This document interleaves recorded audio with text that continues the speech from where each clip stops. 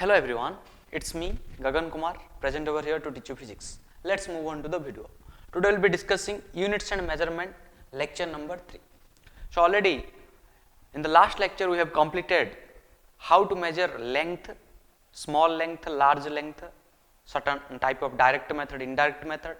Based on that some questions also we saw, and also we understood range of length. In this video we will be discussing how to measure mass, some small mass, large mass, and some range of mass and some other units of mass, and also same thing we will see about the time, how to measure time and some range of time. Okay. Now come to the topic. Now understand a measurement of mass. So what is basically mass? Now mass is basically quantity of matter present inside an object. Suppose me human body, inside me how much water content is there, how much bone is there, how much flesh is there, all a quantity of matter, that is basically tells about what? The mass. And here another point, remember, mass does not depend on temperature, pressure or location of the object in space. That means what?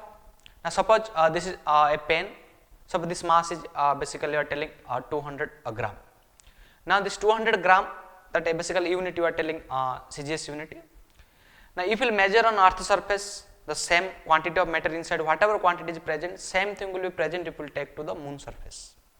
Mass will not change. So that is basically they are telling location, if you will change here to there, mass will not change. This is a conservation of mass, initial mass equal to final mass. Along with this, temperature and pressure also does not changes. If you will change that also, mass nothing will happen. So mass is conserved, initial mass equal to final mass. So this is about your mass. Now understand, to measure mass, how to measure mass? Now here some objects will tell, okay, what type of objects you are measuring, accordingly we will change our instrument or method. So how to measure mass? Now first if you are taking some ordinary objects in everyday life, okay, you can see the objects you are buying, so ordinary objects, if you mass you are buying, okay, 1 kg fruits, 2 kg some banana or something like that you are buying, then here what you use basically? Common balance you can use and you can measure. Now suppose you want to measure some large masses, okay, large masses means large objects, okay, some heavenly objects like sun, planet, star, that mass you want to measure, then here this common balance will not work, you need to change your approach. So you will be using here gravitational method. Okay, so you cannot take common balance, you cannot put sun on one side and 1 kg like some balance on the other side, you cannot measure like that. Now you can go for small masses. So for that one, small masses means what? Basically it is atomic or molecular or subatomic mass. So atomic or subatomic masses if you want to measure, then you need to use, okay, mass spectrograph. You need to use mass spectrograph. Okay. So there are different limitations are there for different measurement of objects. For common ordinary objects you can use common balance, but same thing you cannot use for very large masses like stars and planets, and for small objects like atomic and subatomic also you cannot use this type of things, you can use some other method that is called mass spectrograph. So this is the idea you must remember. Now we will be going to understand about mass spectrograph. So what is mass spectrograph? Now in the mass spectrograph basically what we do? Now here one point remember, in mass spectrograph, okay, so radius of particle or trajectory, okay, radius of trajectory is directly proportional to mass of charged particle, okay. So remember, whenever you are finding some mass or charge ratio and all, that time you need to put a particle or to some liquid drop and all inside some electric and magnetic field. That time you need to understand the like a track basically, how particle is moving. That track is called basically a radius of the trajectory basically particle path. Okay, trajectory basically, that radius of trajectory remember is directly proportional to mass of charged particle, okay, in perpendicular electric and magnetic fields. So remember this, in mass spectrograph what happens, radius of trajectory of particle basically directly proportional to mass of charged particle in electric and magnetic field. So this point you just remember, and there are different types of masses like ranges we can see. Suppose I am talking about a very less mass, subatomic mass, suppose mass of 1 electron. Suppose I am talking about mass of 1 electron, how much it is? 9.1 into 10 to the power minus 31 kg, or in the order if you write, you can approximate it equal to 10. So it will become 10 to the power minus 30 order. Okay, suppose you want to find or understand mass of observable universe.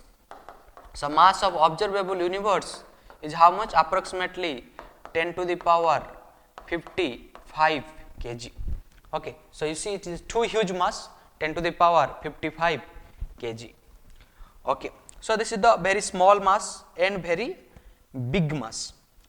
Okay, now apart from this, some other units also we take for mass. Suppose we are talking about, okay, so 1 U. So 1 U is called basically what? That is basically 1 mu also you can tell, or you can tell 1 atomic mass unity, or you can tell unified atomic mass unity. So whenever we will study nucleus, about nuclear physics, that time we will be understanding this type of masses we will consider there. Okay, instead of considering some 10 to the power minus 27 kg and all, we will be considering this. And what is this one? Okay, you can write also, it is basically what? 1 unified atomic mass unity. Atomic mass unity. Okay, now here I can write what is this 1 U. 1 U is nothing but 1 by 12th of carbon, of mass of the carbon, basically, carbon 12 isotopes including electrons also, okay. So here basically C612, okay, 6C12 you can take here. So 1 by 12th mass of carbon, okay, isotopes including electrons. So this is here basically 1 unified atomic mass. And here you can write this mass how much? This mass is nothing but 1 U, remember, 1.66 into 10 to the power minus 27 kg. Okay, so whenever we need to represent mass of some small atomic like small objects, small atoms like protons, neutrons or hydrogen atom, that time we need to represent with this unity. Okay, frequently we should not write this 1.66 into 10 to the power minus 27. Instead of that we will write 1 U. Okay, so that it will be writing convenient will happen. Okay, so now this is one thing you are understanding, it is very small unity mass you are using. Now remember here in that concept, if you know already mass of proton, what is the mass of proton? That is basically 1.66, mass of proton is 1.672 into 10 to the power minus 27 kg, and mass of neutron is nothing but 1.674 into 10 to the power minus 27 kg. So this is the mass of proton, this is the mass of neutron, and remember here mass of proton is slightly lesser than mass of neutron. Okay, 1.672, here 1.674. Okay, so that one you can understand. And if you want to convert this also mass of proton in terms of U, so just you can divide it by 1.66. So you can write mass of proton is nothing but how much? 1.007276 U, and mass of neutron you can write 1.008664 U. So this is what? Now this is your mass of proton and neutron in terms of atomic mass unity or basically U.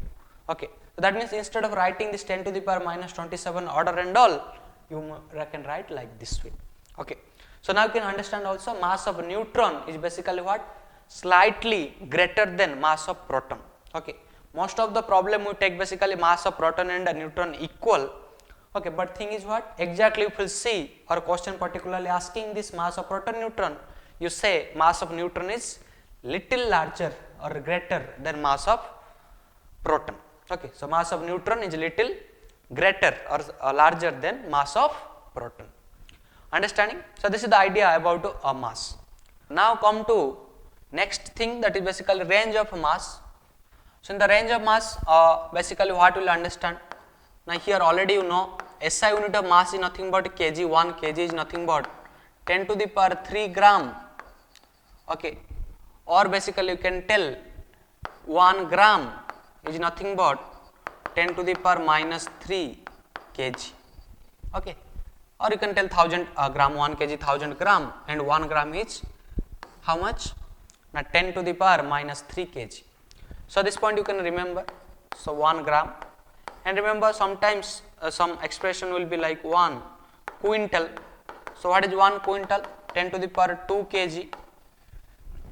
And number, now next understand 1 metric ton.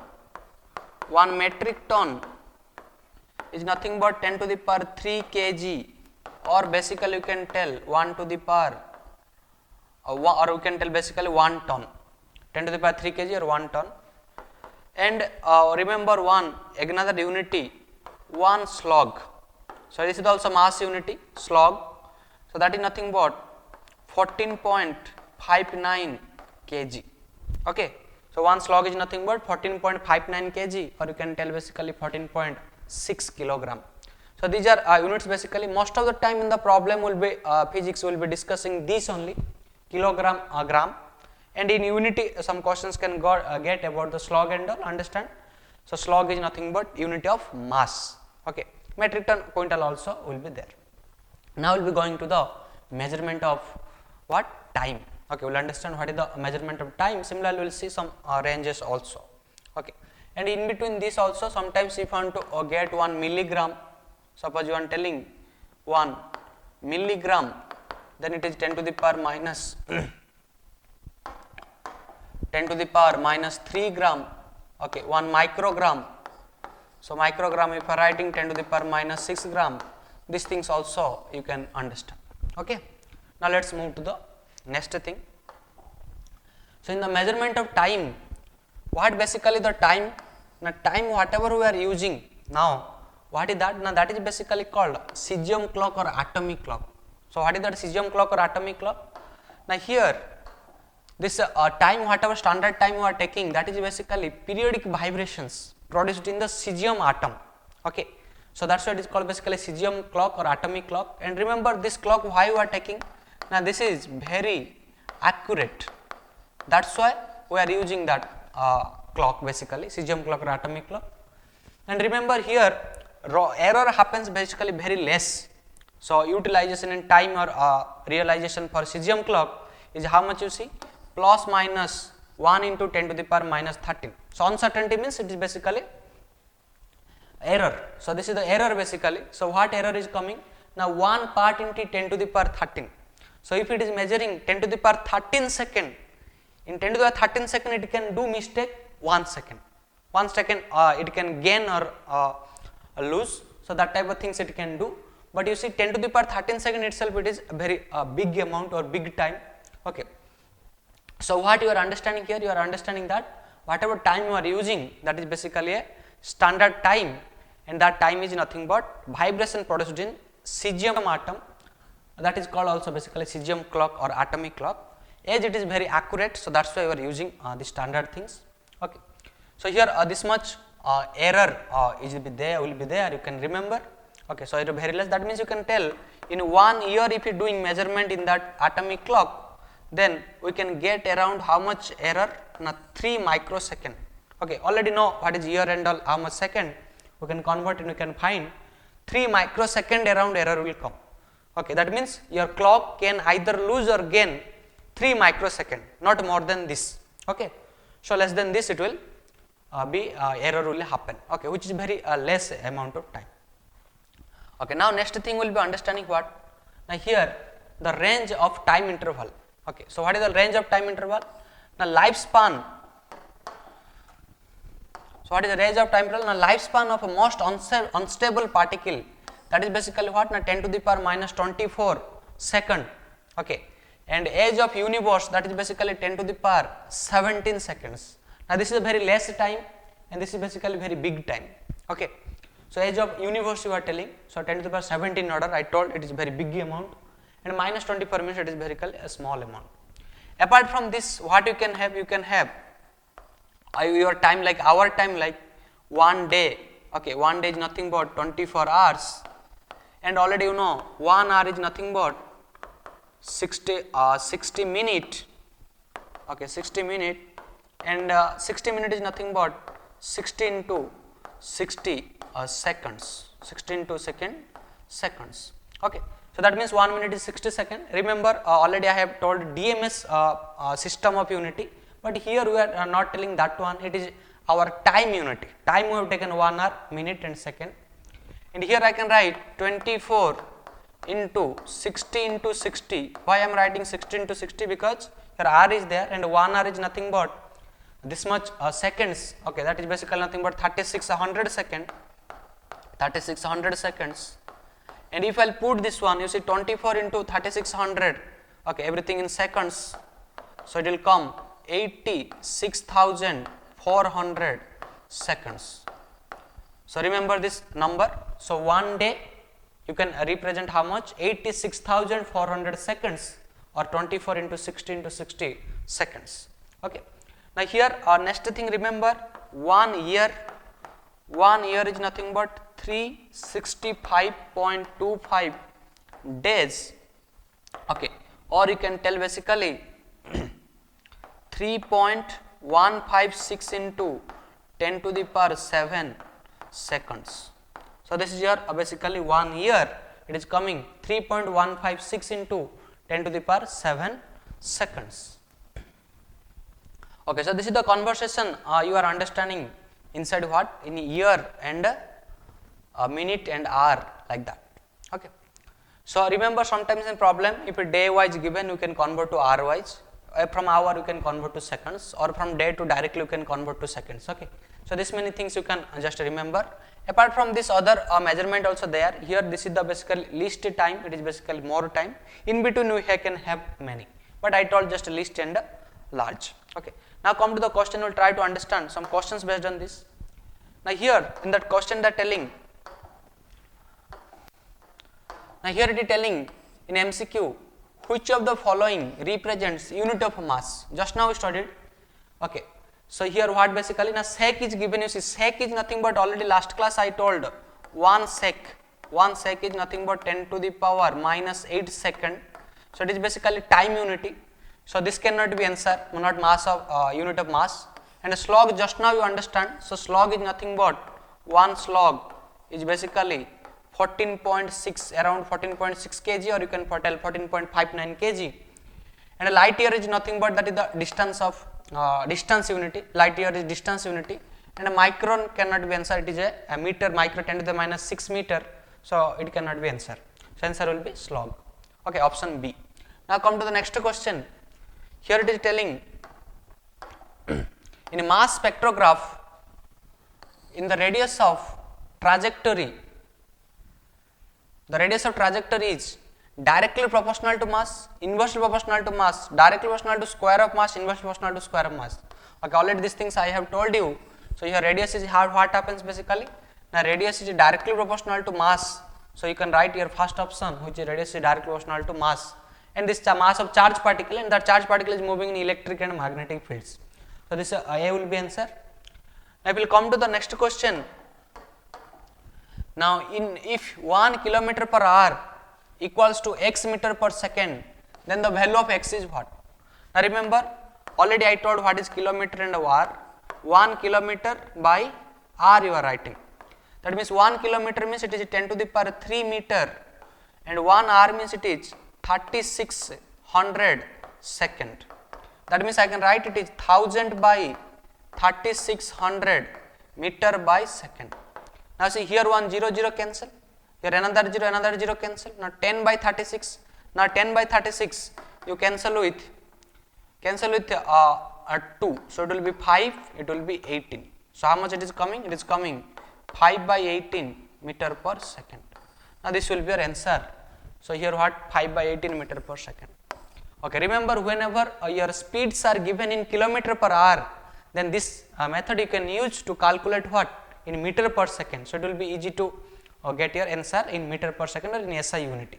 So remember, when 1 kilometer per hour is given, then multiply 5 by 18, it will become meter per second.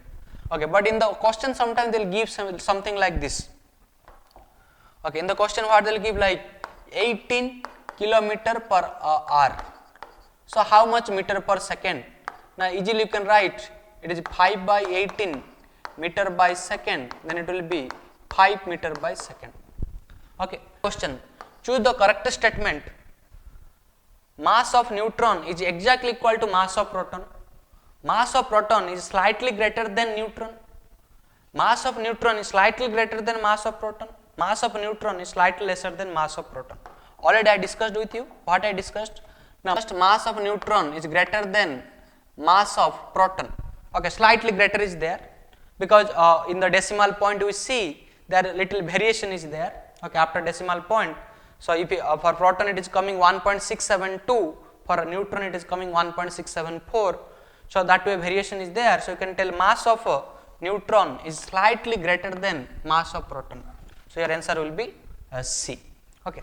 So this is the idea you are understanding. So here direct questions they may ask about the units and all, like different units, or here these concepts you can use for your different problems like numerical problems. You can conversion you can do from day to hour or hour to second, or you can convert kilometer per hour to meter per second in the calculation of motion in 1D problems and all. Okay. So I hope it will help this lecture. So we will be uploading more videos on the units and measurement, and the next topic will be going to dimensions and dimensional analysis. After that we will come to the error and instrumental error also. Okay. So thanks for watching. Like and subscribe Vidhyalakshmi NEET Academy YouTube channel. Thank you so much. All the very best.